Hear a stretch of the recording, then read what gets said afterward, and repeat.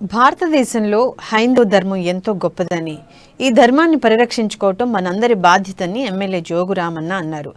Adilabad rural మండలం పరిధిలోని యాపల్గూడ గ్రామంలో నూతనంగా నిర్మించిన శివభక్త మార్కండేయ ఆలయ విగ్రహ ప్రతిష్టాపన మహోత్సవంలో ఆయన పాల్గొన్నారు. అంతకుముందు పలు అభివృద్ధి పనులకు భూమి పూజ చేశారు. ఆ తర్వాత వేద పండితుల మంత్రాల నడుమ ప్రత్యేక పూజలు చేశారు.